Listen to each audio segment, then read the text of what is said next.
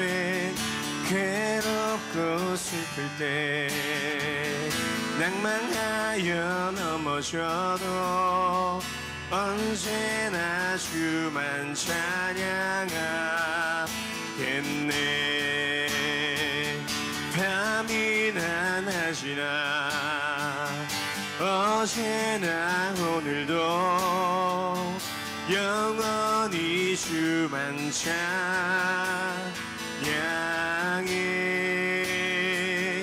괴롭고 슬플 때 낭만하여 넘어져도 언제나 주만 찬양하겠네.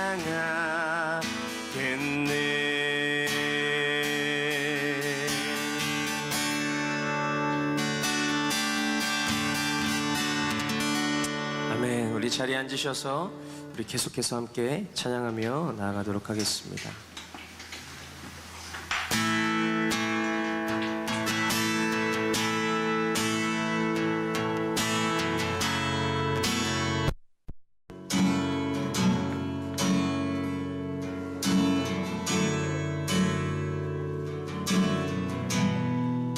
이 몸의 소망, 이 몸의 소망 무언가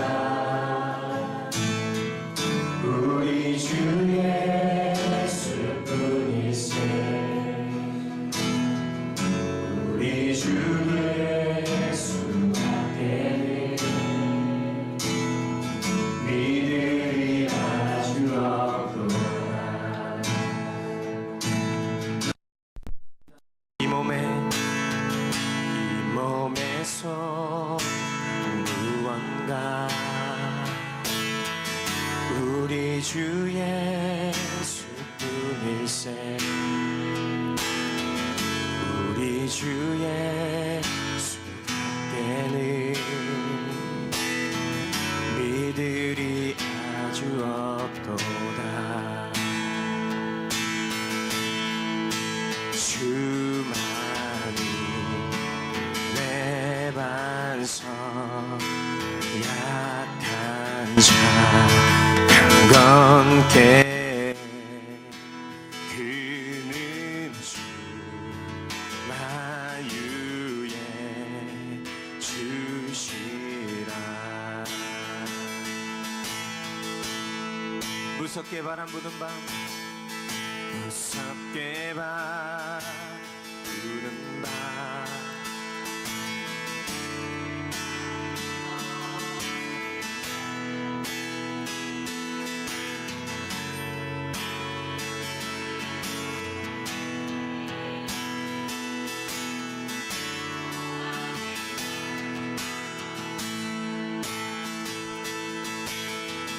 소망에 닻을 주리라.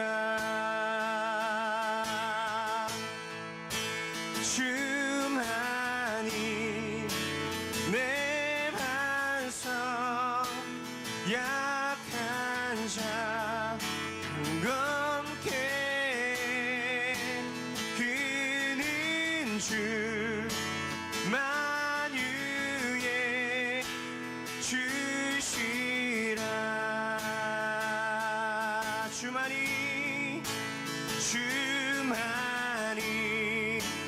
내 반석, 약한 자 강건케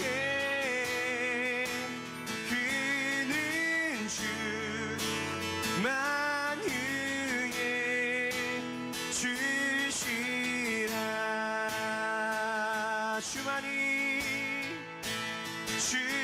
주만이 내 반석, 약한 자 강건케 그는 주 만유의 주시라. 바라던 천국, 바라던 천국 올라가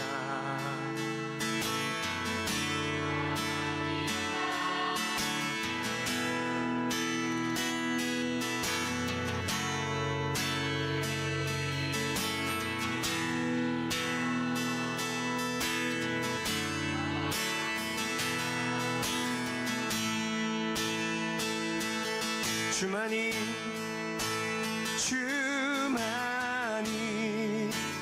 내 반석 약한 자 건게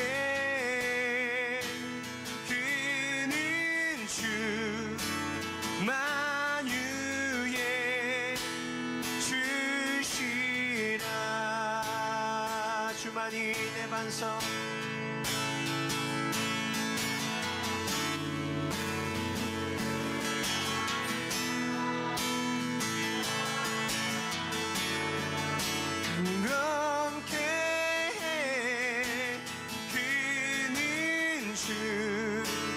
만유의 주시라.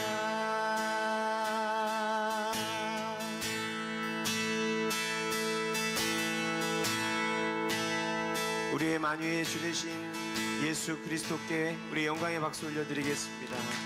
아멘. 주님만이 우리의 반석 되십니다.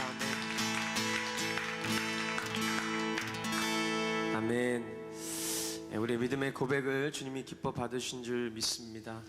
이 시간 우리 공동체를 대표하여 우리 김미경 성도님께서 기도해 주시겠습니다.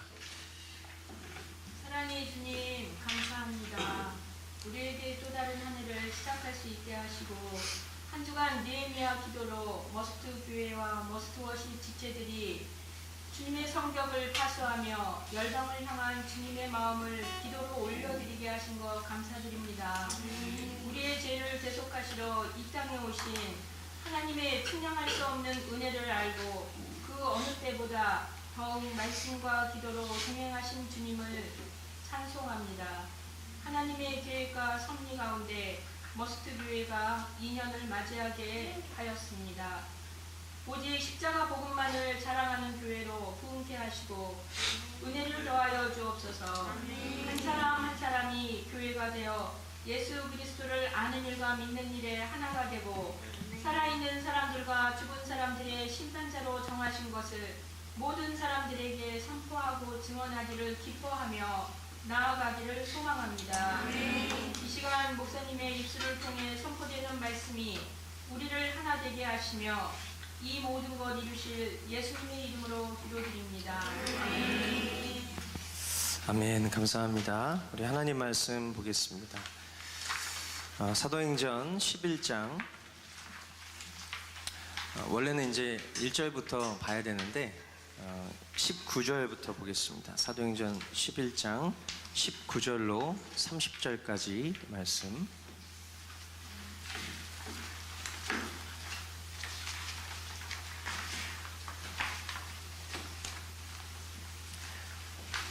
교독으로 말씀을 보고 마지막 30절 한 목소리로 읽도록 하겠습니다. 스데반에게 가해진 박해 때문에 흩어진 사람들이 페니키아와 키프로스와 안디옥까지 가서 유대 사람들에게만 말씀을 전하였다. 그들 가운데 키프로스 사람과 구레네 사람 몇이 있었는데 그들은 안디옥에 이르러서 그리스 사람에게 말하여 주의 예수를 전하였다. 주님의 손이 그들과 함께 하시니 수많은 사람이 믿고 주님께로 돌아왔다. 예루살렘 교회가 이 소식을 듣고서 바나바를 안디옥으로 보냈다. 바나바가 가서 하나님의 은혜가 내린 것을 보고 기뻐하였고 모든 사람에게 굳센 마음으로 주님을 의지하라고 권하였다. 바나바는 착한 사람이요 성령과 믿음이 충만한 사람이었다. 그래서 많은 사람이 주님께로 나아왔다. 바나바는 사울을 찾으려고 다소로 가서 그 사람을 1년 동안 줄곧 거기에 머물면서 교회에서 모임을 가지고 많은 사람을 가르쳤다. 제자들은 안디옥에서 처음으로 그리스도인이라고 불렸다. 그 무렵에 예언자 몇이 예루살렘에서 안디옥에 내려왔다. 그 가운데 아가보라는 사람이 성령의 감동을 받아서 일어나 온 세계에 큰 기근이 들 것이라고 예언하였다. 바로 그 기근이 글라우디오 황제 때에 들었다. 그래서 제자들은 각각 자기 형편에 따라 몫을 정하여 유대에 사는 신도들에게 구제금을 보내기로 결정하였다. 그들은 그대로 실행해서 바나바와 사울 편에 그것을 장로들에게 보냈다. 아멘. 예, 우리는 지난 몇 주간에 베드로를 통해서 이탈리아 군인인 고넬료에게 복음이 전달되어진 그 역사적 사건에 대해서 우리가 함께 살펴보았었습니다. 이스라엘의 하나님, 그리고 그들에게만, 나에게만, 이 유대인, 이 혈통상 유대인에게만 구원의 주님이라고 생각되었었던 그 예수 그리스도의 복음이 이방인에게도 열릴 수 있다라는 그 사실, 그것이 하나님 아버지의 마음이다라는 것을 깨닫고 놀라운 성령의 인도하심 가운데에서 순종한 그 베드로와 또 고넬료의 그런 모습을 통해서 저와 여러분들은 복음 전도자가 어떤 마음의 태도를 갖고 또 그리고 어떻게 살아야 하는지에 대해서 우리가 지난 시간들을 통해서 배우게 된 것입니다. 오늘 본문에 우리가 읽지 않았던 1절로 18절까지의 말씀은 이제 그 베드로가 그 고넬료의 집에서 있었던 그 신비하고도 놀라운 그 복음의 역사를 직접 겪고 그리고 다시 예루살렘 교회로 돌아가서 그 예루살렘 교회에 있는 여러 사도들과 또 성도들 앞에 어떤 일들이 있었는지에 대해서 보고를 하는 내용이에요. 우리가 이미 봤었던 내용과 동일하기 때문에 우리가 이제 조금 있다가 읽는 것으로 우리가 지난 시간의 내용들을 이제 복기를 할 텐데요. 중요한 것은 이 있었던 사실에 대해서 베드로가 성도들과 또 사도들 앞에 고했을 때에 그 사도들과 성도들의 마음 한켠에는 그 하나님 나라와 선교 완성에 대한 그 예수님의 명령에 대해서 아직도 깨닫지 못한 마음들이 있다는 것을 보게 됩니다. 완고한 선민사상, 우리 민족의 하나님이야 라고 생각했었던 그 하나님이었는데 이제 어느덧 그 하나님 말고 이제 그 하나님이 보내신 예수 그리스도를 믿는 믿음으로 내가 영원한 생명을 얻을 수 있다라는 그 사실만으로도 사실은 유대인 편에서 굉장히 많은 것을 타협할 수밖에 없는, 자신이 살아왔었던 삶의 모든 관습을 포기하고 이제 율법이 아닌 예수 그리스도를 선택해야 하는 이 대혼란이 어느 정도 좀 잠잠해 들 법한 그런 무렵 가운데 이제 또 이 복음이 우리 민족에게만 허락된 하나님의 특별한 선물이 아니라 이방인에게까지 그것이 허용이 된다고? 라는 이 마음의 내면의 질문 가운데 이들이 그 마음 가운데 불편한 마음을 가질 수 있었던 건 어떻게 보면 지극히 상식적이고 당연해 보이는 일이죠. 그런데 그런 상황 가운데에서 이제 베드로가 고넬료에게 복음을 전하게 된 그 속사정, 그것을 이제 그들에게 설명하는 내용이 18절까지의 말씀인데 우리 함께 1절부터 18절까지 말씀 한번 보도록 하겠습니다. 제가 여러분들을 읽어드릴 테니까요. 여러분들이 우리 지난 시간에 나누었었던 말씀 그리고 머릿속으로 여러분들이 잘 이 장면들을 떠올려 보시면서 말씀을 이해하시면 좋겠습니다. 사도들과 유대에 있는 신도들이 이방 사람들도 하나님의 말씀을 받아들였다는 소식을 들었다. 그래서 베드로가 예루살렘에 올라왔을 때에 할례를 받은 사람들이 당신은 할례를 받지 않은 사람들의 집에 들어가서 그들과 함께 음식을 먹은 사람이요 하고 그를 나무랐다. 이에 베드로가 그 사이에 일어난 일을 차례대로 그들에게 설명하였다. 내가 욥바성에서 기도를 하고 있었습니다. 그때 나는 황홀경 가운데서 환상을 보았는데 큰 보자기와 같은 그릇이 내 귀퉁이가 끈에 매달려서 하늘에서 드리워져 내려서 내 앞에까지 왔습니다. 그 안을 자세히 들여다보니 땅 위에 네발 짐승들과 들 짐승들과 기어다니는 것들과 공중의 새들이 있었습니다. 그리고 베드로야 일어나서 잡아먹어라 하는 음성이 내게 들려왔습니다. 그래서 나는 주님 절대로 그럴 수 없습니다. 나는 속된 것이나 정결하지 않은 것을 먹은 일이 없습니다 하고 말하였습니다. 그랬더니 하나님께서 깨끗하게 하신 것을 속되다고 하지 말아라 하는 음성이 두 번째로 하늘에서 들려왔습니다. 이런 일이 3번 일어났습니다. 그리고서 모든 것은 다시 하늘로 들려 올라갔습니다. 바로 그때에 사람들 셋이 우리가 묵고 있는 집에 도착하였는데 그들은 가이사랴에서 내게 보낸 사람들이었습니다. 성령이 내게 의심하지 말고 그들과 함께 가라고 하셨습니다. 그래서 이 6 형제도 나와 함께 가서 우리는 그 사람의 집으로 들어갔습니다. 그 사람은 자기가 천사를 본 이야기를 우리에게 해주었습니다. 곧 천사가 그의 집에 와서 서더니 그에게 말하기를 욥바로 사람을 보내어 베드로라고도 하는 시몬을 불러오너라.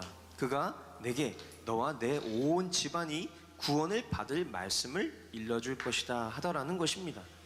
내가 말을 하기 시작하니 성령이 처음에 우리에게 내리시던 것과 같이 그들에게도 내리셨습니다. 그때 나는 요한은 물로 세례를 주었지만 너희는 성령으로 세례를 받을 것이다 하신 주님의 말씀이 생각났습니다. 그러므로 하나님께서는 우리가 주 예수 그리스도를 믿을 때에 우리에게 주신 것과 같은 선물을 그들에게 주셨는데 내가 누구이기에 감히 하나님을 거역할 수 있겠습니까?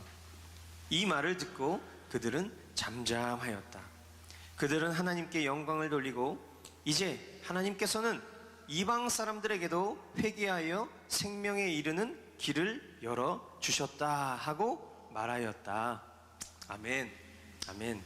예, 이것이 우리가 지난 시간들을 통해서 살펴보았었던 말씀 그 팩트 그대로죠. 그리고 그것의 처음과 끝자락에 그 말씀을 받은 그 예루살렘 교회의 사도들과 성도들의 반응이 담겨져 있는 내용이에요. 성령님이 함께 하시는 존재라면 부정할 수 없는 진실 앞에 소란스럽고 어수선했었던 그 교회가 잠잠해집니다. 우리가 잘 아는 것처럼 이 예루살렘 교회는 성령으로 충만한 그런 교회잖아요. 그죠? 자신이 그 소유의 모든 것들을 다 팔아서 그 공동체 식구들을 다 나눠주고 서로 함께 공동생활하면서 주야로 예배하고 하나님 섬기는 그런 사람들이기 때문에 이들 마음 가운데 일시적으로는 우리도 그렇잖아요. 우리도 막 성령으로 충만해서 막 방방 뛰면서 찬양할 때도 있지만 막 미워 죽겠어 막 이러면서 막 그럴 때도 있는데 이들 가운데에도 그런 모습 안에 이거 좀 아니지 않나? 이거 너무 좀 계속 이런 식으로 가는 거 우리가 좀 손해보는 것 같은데? 이런 마음들이 분명히 있었을 거란 말이에요. 그런데 그 마음 한켠에 성령님께서 자리를 하고 계시니까 이제 그 마음에 시끄러웠던 그런 소리들이 이제 잠잠해지고 순종해야 되겠구나. 하나님께 영광을 돌려야 되겠구나. 나에게 정말 버러지 같은 나를 구원하신 그 하나님의 은혜가 너무 크고 감사한데 하나님의 거룩하신 뜻은 나 한 사람에 머물러 있는 것이 아니라 나 외에 우리 민족 더 나아가 세계 열방 가운데에 그 하나님 아버지의 마음이 있는 것이구나 라는 것을 깨달았을 때 그들이 찬양을 할 수 있었던 거예요. 그리고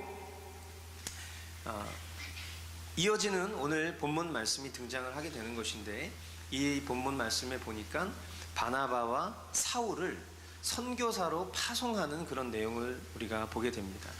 어디로 보내느냐? 안디옥이라는 곳으로 이제 선교의 어떤 전령으로 보내게 되는 것이죠. 19절로 21절 말씀을 보니까요. 스데반에게 가해진 박해 때문에 흩어진 사람들이 페니키아와 키프로스와 안디옥까지 가서 유대 사람들에게만 말씀을 전하였다.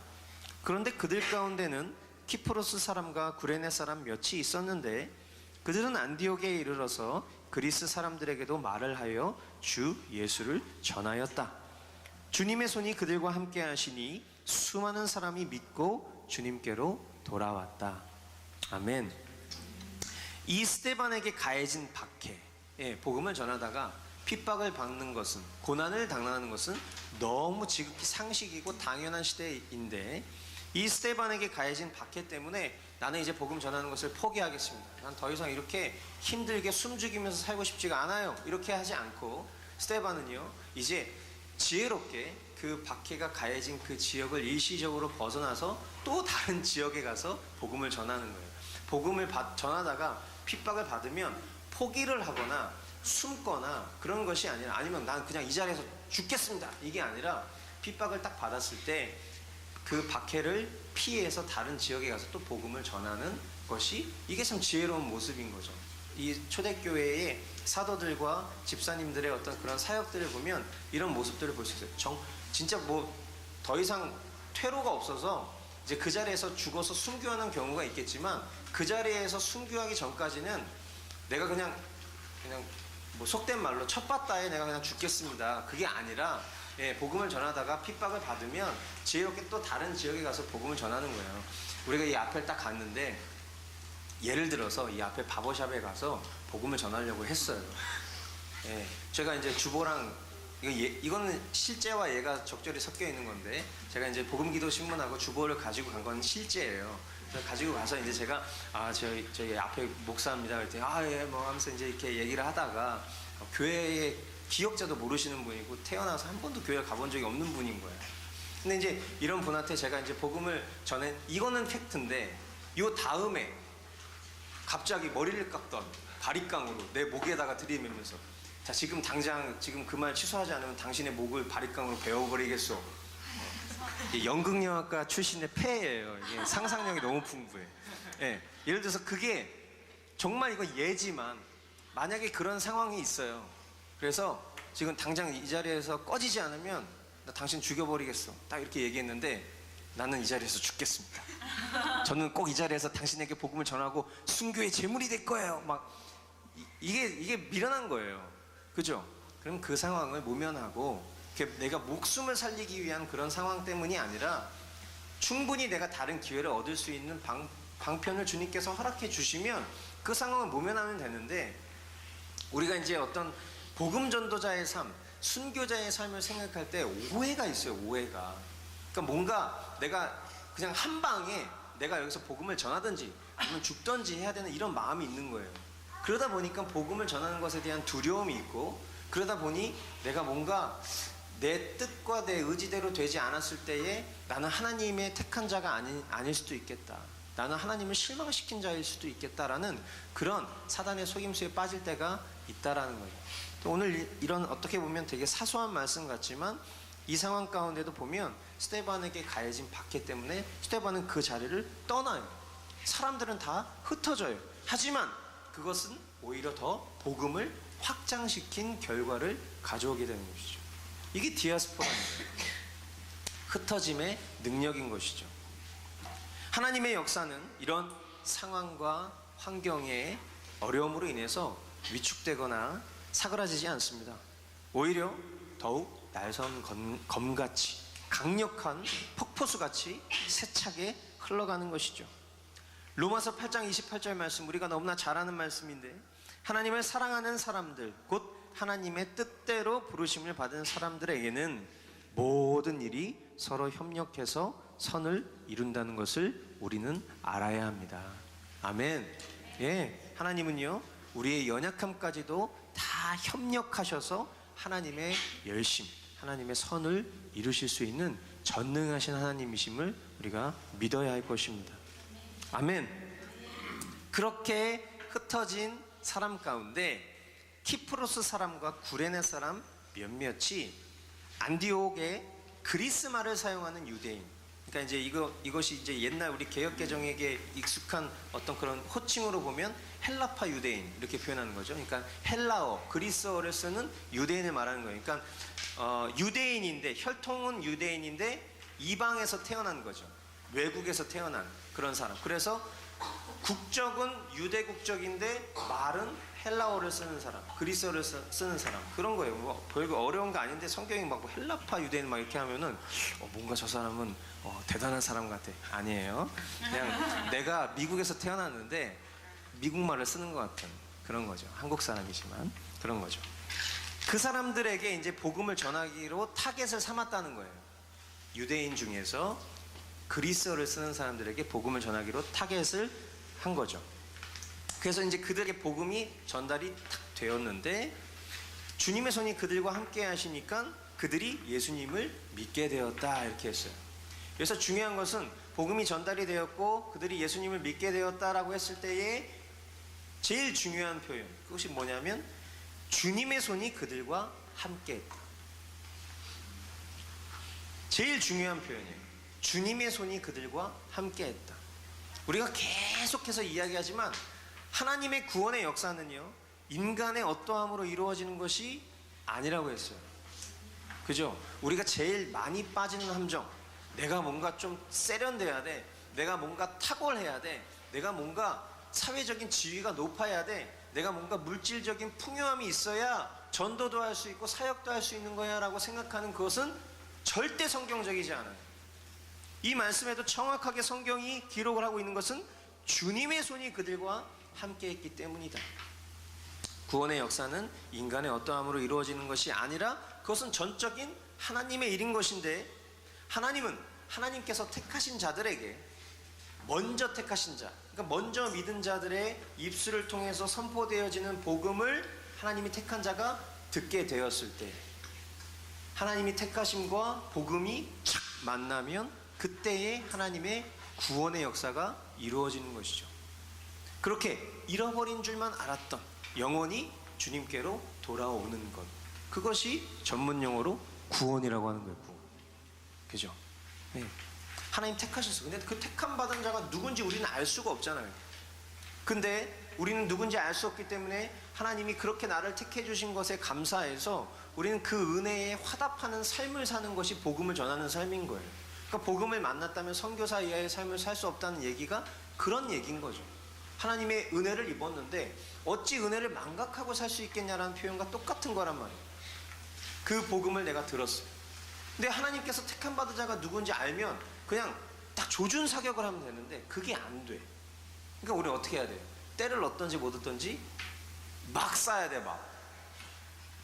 예? 복음을 전하는 거에 있어서는 아끼지 말아야 돼. 난사해야 돼, 난사. 두두두두두두두 예수 예수 예수 예수 막 하는 거예요. 그랬을 때 하나님께서 택함 받은 자가 그 난사된 복음에 생명을 딱 얻는 거죠. 구원을 얻는 거. 오늘 이상하게 상상력이, 사람이 피곤하니까 굉장히 상상력이 막 발동이 이상하게 되네요. 제가 원래 원고를 벗어나지 않는데 지금 원고를 막 벗어나고 있어요. 이게 뭐 난사 이런 거 없어요. 되게 고급스럽게 써놨는데 이게 난사, 이게 저급스럽습니다. 때를 얻든지 못 얻든지 우리는 복음을 전하는 것이 은혜에 화답하는 삶이고, 그렇게 하나님이 택하신 자가 복음을 만났을 때 잃어버린 영혼이 하나님께로 돌아오는 것, 그것이 바로 구원이다. 할렐루야. 이어지는 22절 말씀부터 보니까 예루살렘 교회가 이 소식을 듣고서 바나바를 안디옥으로 보냈다. 바나바가 가서 하나님의 은혜가 내린 것을 보고 기뻐하였고 모든 사람에게 굳센 마음으로 주님을 의지하라고 권하였다. 바나바는 착한 사람이요 성령과 믿음이 충만한 사람이었다. 그래서 많은 사람이 주님께로 나아왔다. 주님의 구원의 역사가 이루어진다라는 것을 목격한 이 예루살렘 교회가 이 안디옥 교회를 더 집중적으로 이제 선교해야 되겠다라는 마음의 결단이 있었던 것 같아요. 그래서 복음의 증인 가운데 이제 정예병, 아까 우리가 막 난사한 사람들이 있었다면 이제 조준 사격을 해서 정확하게 복음의 정수를 딱 하나님 택한 사람에게 전해야겠다라는 이런 이제 가장 특공대 중에 최고 정예병을 보내자 해서 보낸 게 바로 바나바인 것이죠. 그 바나바를 이제 안디옥으로 파송을 해요. 바나바가 가서 이제 안디옥 교회의 실정을 딱 보니까 역시 듣던 대로 막 여기저기서 막 그 복음을 만나서 막 복음의 증인이 된 사람들의 그런 숫자들이 막 늘어나는 것을 보고 막 그런 하나님의 그런 은혜의 빌줄기가 막 쏟아지는 것 같은 그런 현장을 바라보니까 그 마음이 너무 감사했던 것이죠. 그래서 그 바나바가 뭔가 복음을 전하는 역할로 갔지만 그 상황 가운데에서 이미 복음을 만난 사람들에게 권면하는 메시지가 있었어요. 그게 무엇이냐면 이 23절 말씀에 보니까 굳센 마음으로 주님을 의지하십시오 라고 권하였다는 거예요. 이 정예병으로 갔는데 이미 뭐 하나님께서 이미 하셔가지고 막 복음 만난 사람들이 막 넘쳐나는 그런 현상 가운데에서 딱 이 바나바가 정예병으로서 이 상황을 딱 보니까 요 다음 단계가 필요하겠구나라는 생각이 들었던 것 같아요. 그래서 얘기한 것이 굳센 마음으로 주님을 의지하십시오라고 했다는 거예요. 우리가 잘 아는 것처럼 저와 여러분들도 다 복음 만났지만 복음 만난 것으로 인생이 종결되면 참 좋은데 여전히 치열한 싸움은 늘 존재합니다. 그죠? 구원의 역사는 전적인 주님의 섭리요 택하심이지만 인간 편에서, 사람 편에서의 성실한 노력과 열심도 간과할 수 없는 거예요. 여기서 말하는 사람 편에서의 성실한 노력과 열심이라는 것은 종교 생활을 말하는 것이 아니에요. 하루에도 수백, 아니 수천 번 하나님 편에서 떨어지고 싶어하는 우리의 죄된 마음이 있잖아요. 그냥 조금만 정신 놓으면 이미 어제의 믿음은 온데간데 없이 사라지고 오늘의 믿음이 있나? 라는 그런 생각이 들 만큼 우리는 하루에도 수백 수천 번 하나님 편에서 떨어지고 싶어하는 그런 마음을 가지고 살아가는 자들이란 말이에요. 그런 존재적 죄인된 모습에 머물러 있는 것은 결코 구원받은 자의 삶의 태도가 아니기 때문에 우리는 매일매일 주님의 말씀 앞에 머물러 있어야 하는 거예요. 이 바나바의 표현대로 굳센 마음으로 주님을 의지해야 되는 거예요. 내 힘으로는 할 수 있는 것이 아무것도 없습니다. 주님, 제 힘으로 뭔가 해보려고 했더니 저는 온통 주님으로부터 어떻게 하면 내가 떨어질 수 있을까를 고민하는 자입니다. 주님, 그러나 주님, 제가 24시간 365일 주님을 바라보기를 원합니다. 이것보다 더 소중하고 중요한 일은 없습니다. 주님 의지하고 의탁하오니 나를 붙들어 주소서. 이것이 바나바가 그 복음을 만난 사람들에게 했었던 권면인 것이죠. 왜? 그것이 우리의 영원한 생명을 지킬 수 있는 유일한 방편이기 때문에. 아멘. 그렇게 주님을 바라보겠다라고 마음에 의지를 한, 주님을 의지하겠다라고 한 그 결단을 세운 사람들의 삶은요, 말씀이 실제가 된 삶이 돼요. 주님을 바라본다는 것, 주님을 의지한다는 것, 우리가 이따가 교리 공부를 하면서도 우리가 그것을 살펴보겠지만, 우리가 하나님 말씀을 의지한다는 것은 다른 것이 아니라 실제된 하나님 말씀을 보는 것이거든요. 그 말씀을 보면 주님을 볼 수 있어요. 말씀에서 멀어지면 주님으로부터 나의 시선이 떨어지는 것은 당연한 거예요. 주님 바라보는 것이 무엇입니까? 그냥 뭐 허공을 쳐다보는 것입니까? 아니면 내 마음에 손을 얹는 것입니까? 그거는 추상적인 표현일 뿐이죠. 주님을 바라본다는 것은 말씀을 보는 거예요. 말씀 가운데 머무르는 삶이 주님을 바라보는 거예요. 왜? 말씀이 육신이 되어 우리 가운데 오신 예수 그리스도에 대한 내용이 바로 성경이니까. 그렇게 주님을 바라보는 자는요, 그 삶이 말씀이 실제가 된 삶이 됩니다. 성경이 이 바나바를 뭐라고 표현하고 있냐면, 바나바는 착한 사람, 성령과 믿음이 충만한 자다라고 그렇게 평가를 하고 있어요. 말씀이 실제가 된 사람인 것이죠.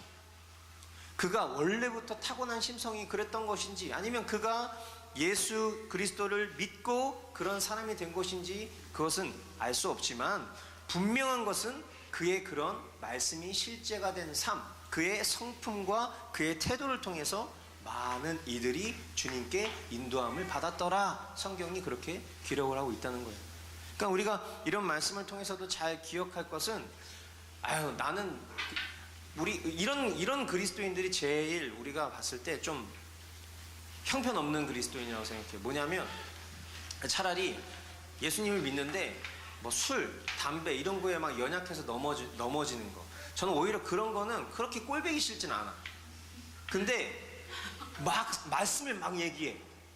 근데 다른 사람을 사랑하는 것 같지도 않고 늘 정죄하고 판단하고, 자기 잘난 것처럼 다 얘기를 하는데 사람들과의 관계는 안 좋아. 성격도 안 좋아. 이기적이야. 제일 꼴보기 싫어. 그냥 술, 담배 하는 게 차라리 나은 것 같아. 그런 거보다. 그렇다고, 그래, 맞아. 목사님이 술, 담배 하도 괜찮다고 했어요. 절대 그런 거 아니에요. 근데 진짜 우리가 아까도 얘기했지만 우리의 어떠함이 복음의 진전을 가로막을 수는 없는 것이지만 중요한 것은 하나님이 택하신 자에게 복음이 전달되는 그 통로 역시도 중요하다라는 거예요. 나는 그냥 내가 대충 그냥 막 불손하고 오만한 태도로 내가 복음 전하면 복음은 능력이니까 알아서 하나님이 하시겠지. 천만의 말씀이라는 거예요. 그래서 우리가 때를 어떤지 못 어떤지 늘 복음을 전하되 겸손한 마음으로 상대방을 나보다 더 나은 사람으로 여기고 그렇게 말씀을 전하는 태도를 성경은 우리에게도 가르쳐주고 있기 때문에. 안녕하세요, 은수님. 네, 반갑습니다. 자, 화제를 딱 전환할 타이밍에 인사를 해줬습니다. 자, 이제 이 바나바가요 거취를 옮기게 됩니다. 어디로 옮기냐면 다소로 갑니다. 다소에 누가 가 있죠? 사울. 우리가 봤었던 사울이 다소에 가 있잖아요. 이제 또 어벤져스들이 또 만납니다. 바나바와 사울이 이제 다소에 가서 만나게 돼요. 그래서 다소에 있던 사울을 이제 바나바가 가서 데리고 다시 안디옥으로 데리고 오는 거예요. 그러니까 안디옥이 엄청나게 지금 복을 받은 곳이죠. 막 하나님의 사람들이 막 파송되는 그런 역사가 있는 거니까요. 그래서 이 바나바와 사울이 협동 목회를 해요. 1년 동안. 그래서 같이 교회를 이루어서 사람들에게 복음을 가르치기 시작합니다. 복음이 전부가 돼서 사나 죽으나 나는 정말 주님의 것입니다. 주님을 위해 살고 난 주님을 위해서 죽고 싶습니다. 이렇게 하는 사람들의 삶과 그 가르침은요, 모인 교회에 대단한 영향을 끼쳐요. 단순히 그냥 지식 수준에 만족하는 것이 아니라 이 사울과 이 바나바의 전인적인 가르침, 말씀과 행함이 하나가 된 그 전인적인 삶의 가르침을 통하여서 교회 성도들이요, 그들의 삶의 수준과 동급으로 막 자라나게 되는 거예요. 그리고 그런 그들, 그러니까 사울과 바나바가 전인적으로 1년 동안 막 이 성도들에게 말씀을 가르치고 함께 살아내는, 그러다 보니까 성도들도 사울과 바나바와 같은 동급의 어떤 그런 신앙의 수준을 갖게 되고, 그런 사람들이 막 오고 가다 보니까 그 주변에 있는 동네 사람들이 저 사람들을 보면서 야, 어떻게 된 거지? 계속 이제 이런 의구심을 갖기 시작하고, 그러다가 어느 순간 내 스스로가 내 호칭을 지은 것이 아니라 그렇게 성장하는, 믿음이 자라는 사람들의 모습을 보고 주위에 있는 사람들이, 이 주위에 있는 사람들은 예수님 안 믿는 사람들일 거란 말이에요. 근데 이 예수님을 안 믿는 사람들이 그 믿음이 자라나는 사람들을 바라보면서 자기네들끼리 호칭을 지어준 거죠. 그게 뭐예요? 그리스도인. 새로운 호칭이 등장하는데 그것이 바로 그리스도인인 거예요. 그러니까 우리는 이 표현을 너무 자주 쓰니까 저는 그리스도인입니다, 저는 크리스찬이에요, 이런 것들을 우리는 자주 쓰니까 신약 성경에 우리가 의뢰 이런 표현들이 있을 것이다 생각했지만, 여러분들 신약 성경에 처음 등장하는 단어예요. 여기서 그리스도인이라는 것도 저는 그리스도인입니다, 이게 아니라 저 그리스도인인가요? 저 사람 그리스도인, 그냥 이렇게 부른 거죠. 근데 이 그리스도인이라는 표현이 이 우리식으로 만약에 더 정확하게 한번 표현해 보자면 예수쟁이 같은 거예요. 예수쟁이. 그러니까 저는 크리스찬입니다, 이거는 뭐라 그럴까, 뭔가 우리 정서에 와닿는 느낌은 되게 막 앤티크하고 뭔가 이렇게 점잖고 뭔가 반듯한 어떤 그런 느낌이라면, 사람들이 그리스도인을 바라보는 어떤 그런 시선은 말이죠, 뭔가 좀 급진적이에요. 그리고 뭔가 좀 요란스러워 보여요. 근데 경거망동하는 게 아니라 뭔가 되게 에너제틱하고 레디컬한 그런 느낌의 사람들이라는 거예요. 선이 분명해 보이는 사람들. 바로 그런 모습을 성경은 이런 식으로 표현한 거죠. 천하를 어지럽히는 자들. 그죠? 그리스도인을 향해서 그런 호칭들을 쓴단 말이에요. 천하를 어지럽히는데, 천하를 어지럽히는 게 뭐 어떤 폭동, 폭군 뭐 그런 개념이 아니라, 야, 저 사람들 대단하다, 저 사람들 열정이 대단한데 어떻게 저 사람들 하루 12시간 6시간씩 기도를 할 수가 있지? 6일 동안 기도를 할 수 있지? 아니 이제 24시간 6일을 기도하고 싶어 한대. 왜 힘들어요? 왜. 그러니까 우리 제가 막 일부러 막 소문 내고 다니거든요. 아유, 저기 뭐 예를 들면 겐지스 사장님한테도 물어보지도 않았는데 저희 오늘부터 6일 동안 매일 12시간씩 여기서 기도해요. 텐트도 쳐놨어요. 막 했지. 그래요? 예, 알겠습니다. 뒷걸음질 치시면서. 그러다 다음날 제가 또 이제 인사하러 왔더니 갑자기 진라면 한 박스 주면서 라면 좀 끓여 드세요. 이제 이런 것들. 이렇게 주위에 있는 사람들이 봤을 때, 야, 저 사람들 뭔가 열정이 있는 것 같다. 야, 저 머스트 교회 이름은 되게 이상한데 하루 종일 간판에 불이 켜 있네. 뭐 이런 것도 있잖아요. 그러니까 뭔가 이제 이 안에서 이 지하 세계에서 벌어지는 이 꿈틀꿈틀거림이 이제 이 바깥으로까지 그 에너지가 흘러나갔을 때 그들 편에서도 우리에게 예수쟁이야 저 사람들, 이런 표현을 들을 수 있어야 되는 것이겠죠. 너무 참 멋있는 거예요. 내 자신 스스로를 내가 이름을 짓는 게 아니라 다른 사람이 이름을 지어줬는데 그것이 오늘날 우리의 정체성이 된 거예요. 그리스도인. 저 사람 예수쟁이야. 저 사람 예수 같은 사람이야. 이런 표현. 아주 복음적인 표현이잖아요. 그죠? 나는 죽고 예수 그리스도로 사는 삶이기 때문에 예수쟁이. 자, 우리 옆에 있는 분을 바라보면서 당신은 예수쟁이. 예수쟁이. 아멘입니다.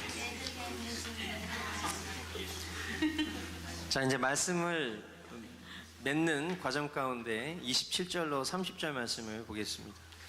그 무렵에 예언자 몇이 예루살렘에서 안디옥에 내려왔다. 그 가운데 아가보라는 사람이 성령의 감동을 받아서 일어나 온 세계에 큰 기근이 될 것이라고 예언하였다. 바로 그 기근이 글라우디오 황제 때에 들었다. 그래서 제자들은 각각 자기 형편에 따라 몫을 정하여 유대에 사는 신도들에게 구제금을 보내기로 결정하였다. 그들은 그대로 실행해서 바나바와 사울 편에 그것을 장로들에게 보냈다. 이 사도시대에는요, 여전히 이 선지자 역할, 예언의 은사를 받은 그런 사람들이 존재하였습니다. 그 예언자가 참 예언자인지 뭐 거짓 예언자인지는 그가 예언한, 물론 이 예언이라는 것을 제가 지난번에도 얘기했지만 맡겨진 말씀을 선포하는, 그래서 그 안에는 앞날을 내다보는 예언의 의미도 담겨져 있다라고 했는데, 그 사람이 진짜 참 예언자인지 아닌지는 그 사람이 선포한, 하나님이 그에게 말씀하셨다라고 말하는 그 예언이 성취되면 그 사람은 참 예언자가 되는 것이죠.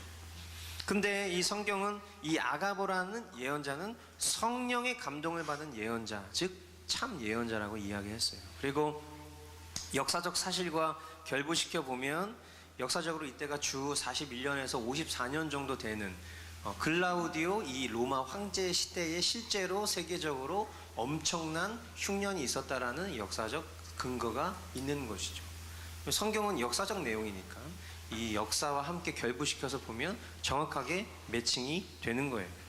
근데 중요한 것은 이런 예언의 역사가 있구나, 나도 예언의 은사를 받고 싶다, 그런 본문이 아니잖아요. 지금 그 예언의 성취가 뭐냐면 전 세계적으로 기근과 흉년이 들었다는 거예요. 그 얘기를 하고 싶은 거예요.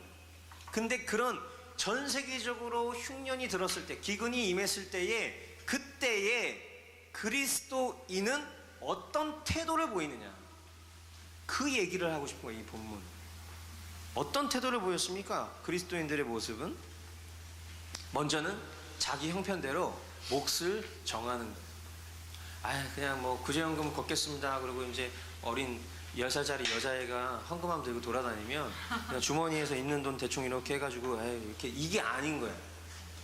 작정하는 게 작정. 그러니까 자기 형편에 따라서 작정을 하는데, 이 자기 형편에 따라서 작정을 한다는 개념이라는 건 그냥 내가 10만 원이 있으니까 내가 뭐 핸드폰비 내고 뭐하고 남는 돈 얼마를 내야지, 이게 아닌 거예요. 내가 쓸 수 있는 믿음을 써보는 거죠. 그러니까 그것을 위해서 치러야 될 대가지불까지도 생각하면서 작정을 한 거예요. 뭐 때문에?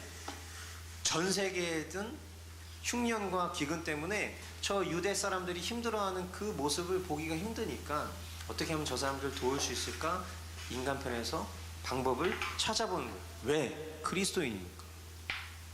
예수님의 시선과 예수님의 마음과 하나 된 사람들이기 때문에 내 믿음의 형제여 자매된 사람들이 그 흉년과 기근 때문에, 사실 전 세계적으로 든 흉년이기 때문에 그 피해는 자신에게도 고스란히 있는 거거든요.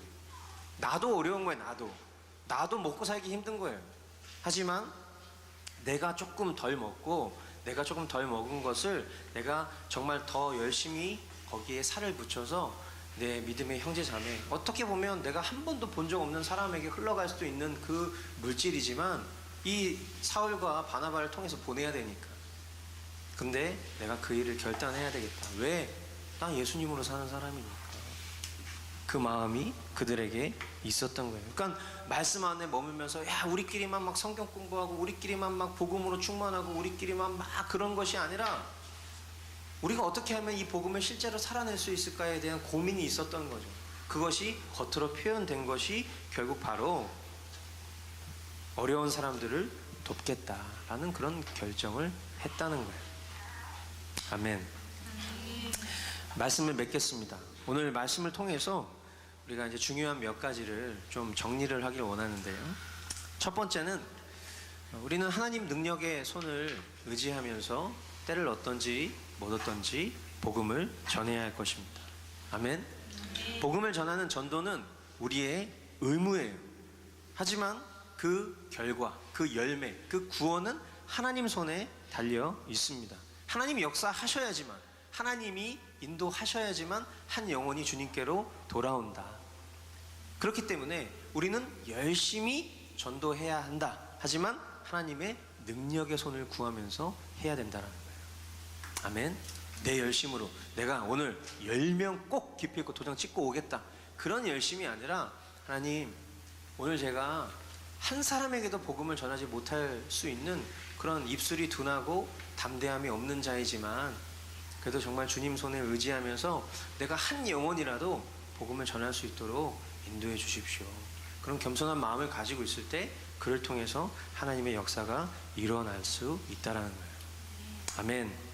둘째로 우리는 견고한 마음으로 하나님을 의지하며 하나님께 붙어 있어야 된다는 거예요. 그 하나님을 의지하고 하나님을 붙어 있는 모습이 뭐라고 그랬어요? 성경을 보는 거라고 그랬죠. 늘 성경을 읽고 기도하면서 하나님 안에 거해야 한다. 하나님께 친근히 하고 가까이 다가가고 늘 의지해야 된다. 그것이 바로 경건한 삶인 거예요. 그것이 복음을 만난 자의 태도인 것이다. 아멘. 세 번째로 우리는 열심히 가르치고 열심히 배워야 돼요. 가르치는 자들, 저와 같은 자들, 우리 뭐 신학을 공부했다고 하는 사람들, 신학을 공부한 이유가 뭐예요? 가르치려고 배운 거잖아요. 그죠? 근데 학교 졸업하고 나서 책을 딱 떼는 사람들은 정말 위험한 사람이에요. 예, 학교 다닐 때 공부를 정말 안 했지만 졸업하고 나서 열심히 하는. 예, 그래서 예, 늘 가르치는 것에 대해서 갑자기 시각이 열린 이런 케이스예요. 학교 다닐 때는 진짜 공부 뒤질나게 안 했어요, 정말. 근데 졸업을 하고 나니까, 그리고 복음을 만나고 나니까 내 자신의 연약함이 통통통통 막 보이는데, 이런 존재로 밖에 나가서 전도사라는 타이틀, 목사라는 타이틀로 살았다가 큰일 나겠다, 진짜. 같이 다 올가미로 다 싸가지고 지옥 가겠다, 이런 생각이 드는 거예요. 그러니까 바른 말씀을 가르쳐야 되겠다 싶으니까 의도치 않는 학구열이 막 그때부터 생기기 시작하는데 주님의 은혜인 것이죠. 그러니까 가르치는 자들은 정말 하나님 경외하는 마음으로 열심히 배우고 가르쳐야 되고, 또 그것을 배우는 자들 역시도 정말 겸손한 마음으로 배울 때 모든 사람들, 아까 그 사울과 바나바가 이 안디옥 교회를 개척하고 그 성도들과 함께 늘 그렇게 가르치고 실제로 살아내는 그런 삶을 살아가다 보니까 사람들로 하여금 그리스도인이라는 호칭을 들었던 것처럼 우리 머스트 교회도 하나님 말씀을 서로 막 탐구하고 하나님 말씀을 사랑하고, 그러나 그것이 우리의 지식을 넓히는 개념이 아니라 그것을 우리의 삶으로 살아내고 이 주변인들에게 야, 저 교회 저 교회는 진짜 괜찮은 교회인 것 같아 라는 그런 소리를 들을 수 있는 것, 그건 결코 우리의 욕심이 아니에요. 그건 우리의 목표가 되어야 되는 것입니다. 아멘. 아멘. 마지막 네 번째, 우리는 구제와 선행을 실천해야 됩니다. 그것은 구원의 증거고 열매예요. 제가 늘 얘기했지만 구원받지 못한 사람들도 선행 많이 할 수 있고 구제 많이 할 수 있습니다. 그러나 구원받은 사람이 선행을 안 하고 구제를 안 할 수는 없는 거예요. 그러니까 어떻게 하면 정말 구원을 받은 사람이라면 예수 그리스도의 마음으로 살아가는 사람이기 때문에, 예를 들어서 어느 날 뜻하지 않은 5만 원이 나에게 딱 생겼을 때 이 5만 원을 내가 어떻게 하면 갖고 싶은 걸 살 수 있을까를 고민하면 일단 이 사람은 일단 자아 진단 해봐야 돼. 근데 이 5만 원이 딱 내 손에 딱 들어왔을 때, 아, 박찬양, 유찬미 막 이렇게 생각이 나잖아.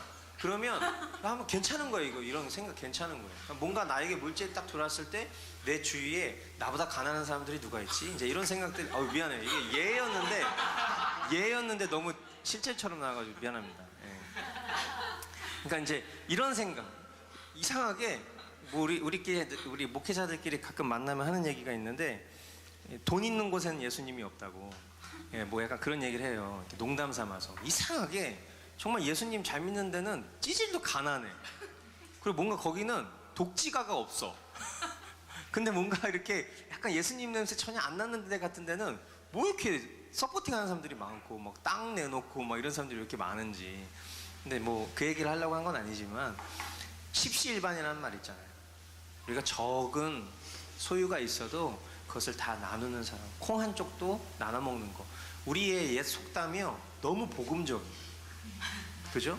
예. 그러니까 우리가 가지고 있는 것들을 우리가 어려운 사람들, 나보다 더 어려운 사람들에게 나눌 수 있을 때, 그것이 진정 구원받은 자의 태도인 것이고 복음으로 살아가는 그리스도인의 증거인 것이죠. 아멘. 디도서 2장 14절 말씀 읽고 마무리하겠습니다. 그리스도께서는 우리를 위하여 자기 몸을 내주셨습니다.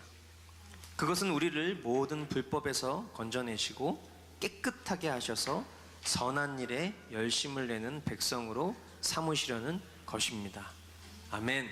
예, 아무쪼록 저와 여러분들이 그리스도인이라는 이 타이틀, 내 스스로가 나는 그리스도인입니다 라는 호칭을 이야기하기 전에, 당신 교회 다니는 사람이세요?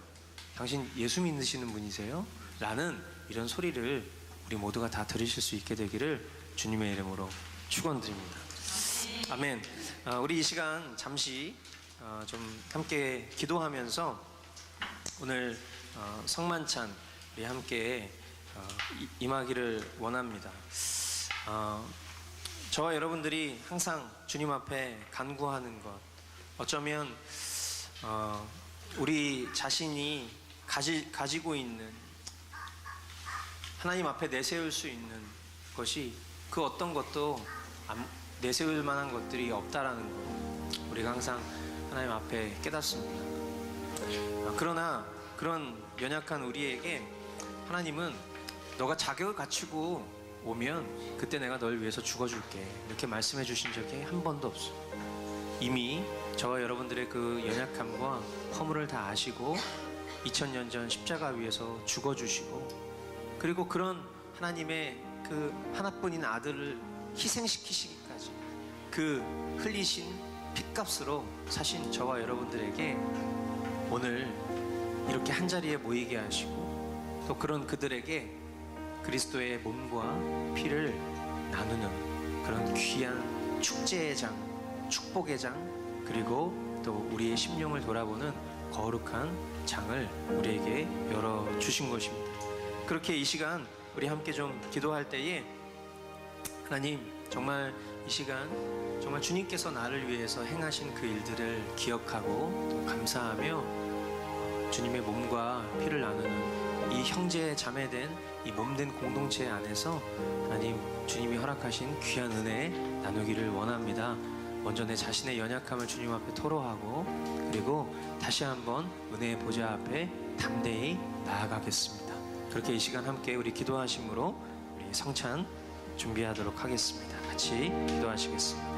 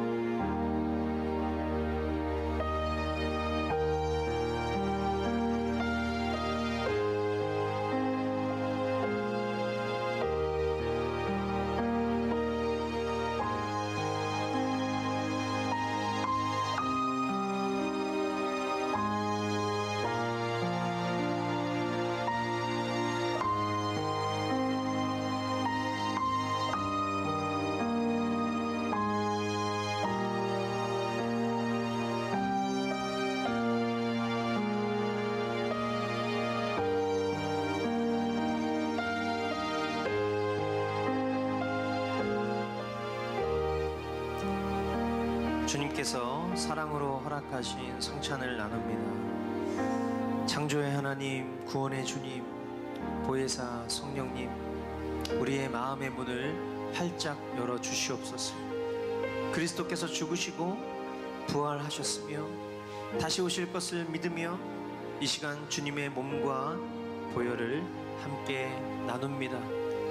주님께서 지치고 상한 영혼들을 위로하시고 또 회복과 치유의 기적을 맛보게 하시며 떡과 포도주를 통해 주님을 만나는 기쁨을 누리게 하옵소서.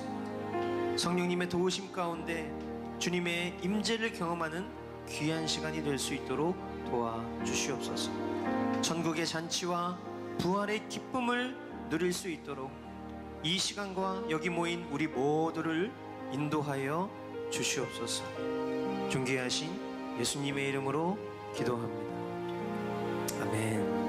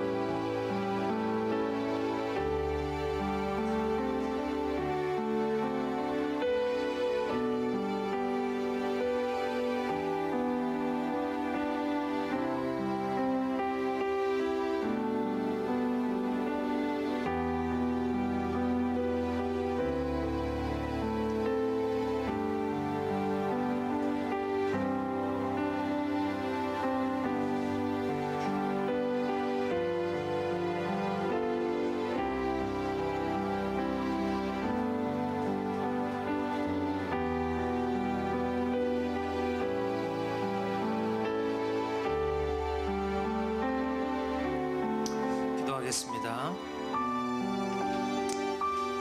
사랑하는 주님, 주님의 사랑과 능력을 힘입어 우리들이 이 예식에 참여하였음에 감사드립니다.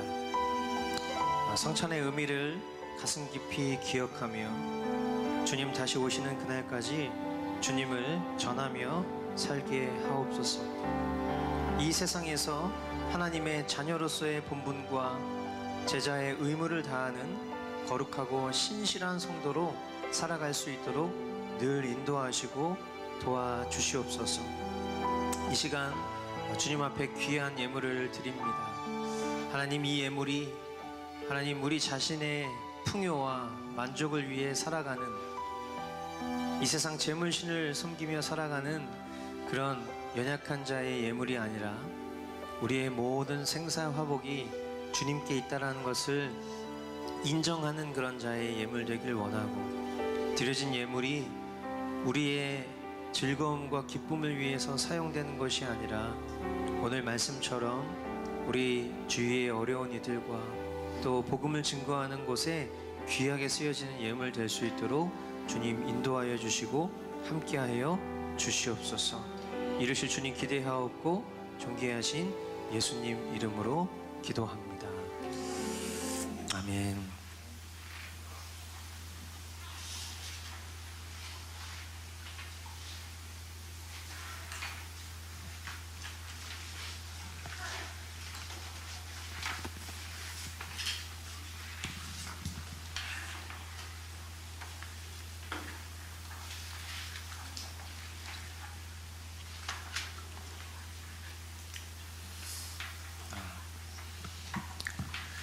우리 찬양으로 함께 하나님 앞에 예물 올려드리기 전에 잠깐 작은 시간을 좀 마련했는데, 뭐냐면 우리 이제 교회가 이제 제도를 좀 바꾸면서 그 등록을 하게 됐을 때에 6개월간 예배와 교리 공부에 참여해야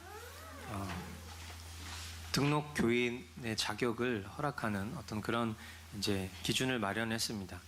근데 이제 그 과정을 향해 나아가는 동안 마치 이제 결혼을 작정한 남녀가 그들의 사랑을 사람들과 자신 서로에게 확인하는 일종의 약혼과도 같은 그런 시간들이 중간에 한번 있으면, 이 6개월이라는 어떻게 보면 긴 시간이지만 이 긴 시간 동안 그것을 길게 여기지 않고 이미 가족된 마음으로 힘차게 갈 수 있겠다, 이제 그런 마음이 있어서 이제 등록 언약이라는 것을 하고, 그리고 이제 3개월 뒤에 이제 6개월이 되면 등록 서약식을 하는 그런 시간을 가질 텐데, 그래서 제가 이제 고민을 했는데 이것을 어떤 허례허식과 어떤 이제 불필요한 어떤 세레모니를 만들지 않고 이미 그것을 결단하고 가는 지체니까 우리 함께 좀 축복하고 또 격려하고 기도하는 그런 시간을 가지면 좋겠다라는 생각이 들었어요.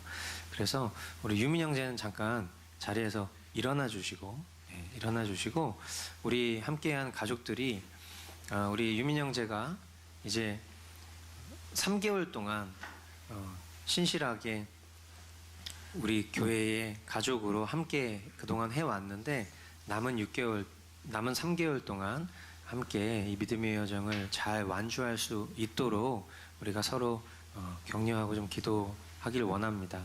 그래서 이 시간 우리가 좀 같이 축복하는 그런 기도의 시간을 갖기를 원하는데, 우리 유민 형제가 이제 워룸에도 보면 이제 중보기도 제목도 썼거든요.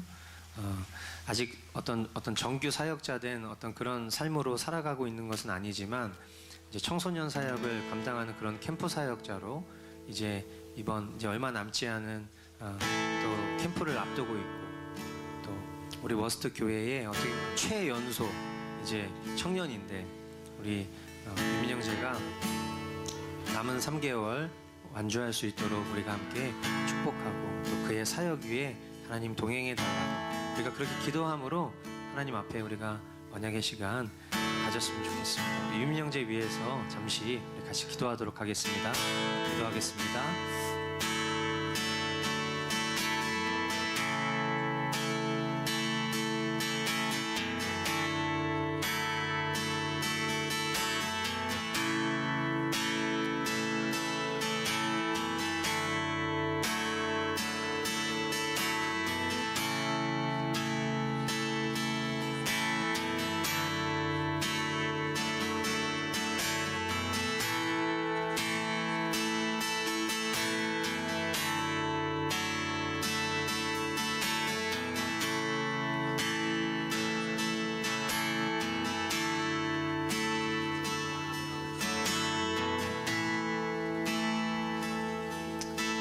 시간 함께 축복하면서 우리 찬양했으면 좋겠습니다. 하나님께서 당신을 통해 메마른 땅에 샘물 나게 하시기를 가난한 영혼 목마른 영혼 유민이를 통해 주 사랑 알기 원하네. 한 번 더 우리 듬뿍 축복합시다. 하나님께서 유민이를 통해 메마른 땅에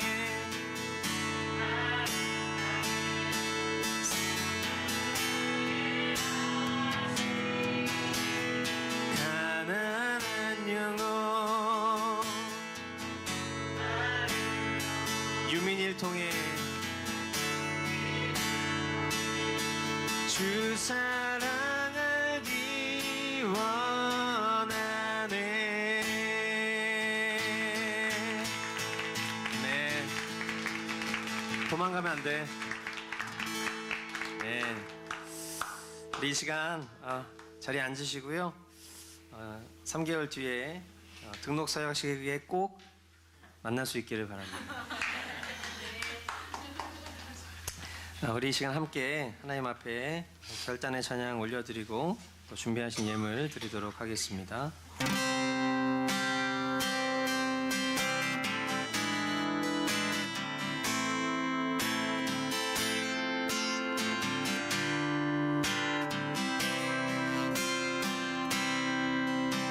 나를 변화시키지 못한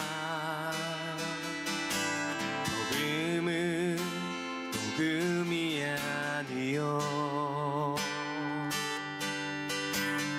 죄의 믿음으로 오늘을 살 수 없기에 오늘도 내게 복음이 필요하오 나는 오늘도 죽어야 하오 들어도 듣고 싶은 복음 내게도 들려주시오 내가 그리스도와 함께 십자가에 못 박혔나니 이제는 내가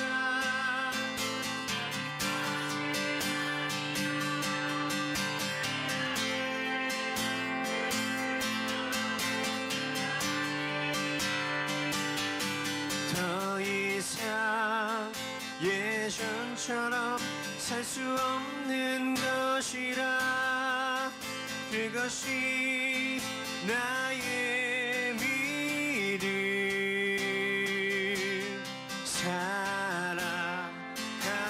살아가리 살아내리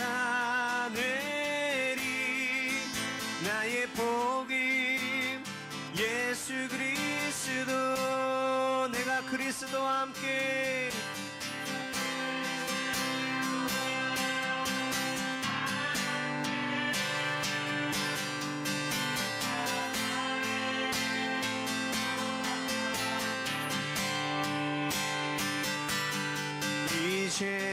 이제는 내가 사는 것이 아니요 내 안에 그리스도로 사나니 더 이상 예전처럼 살 수 없는 것이라 그것이 나의 믿음 살아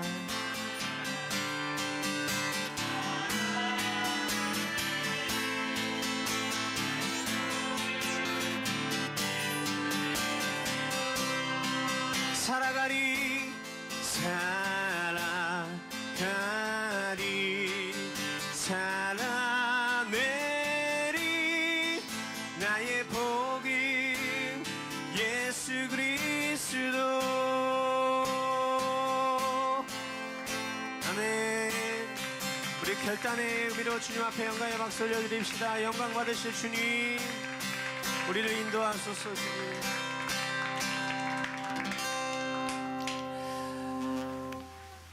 이제는 우리를 죄악 가운데에서 구원하신 아들 예수 그리스도의 은혜와 하나뿐인 독생자 우리에게 전부로 내어주셔서 우리 각 사람을 향한 하나님 아버지의 사랑을 나타내시길 원하시는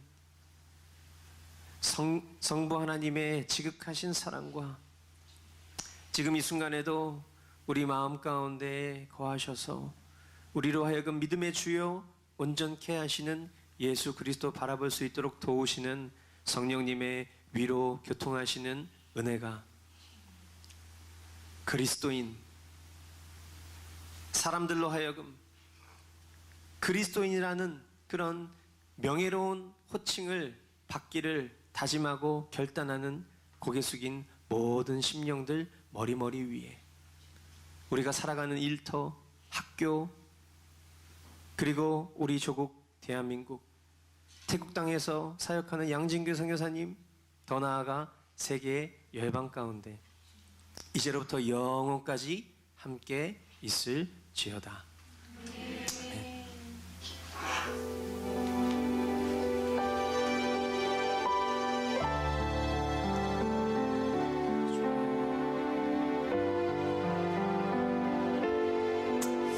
네, 예배를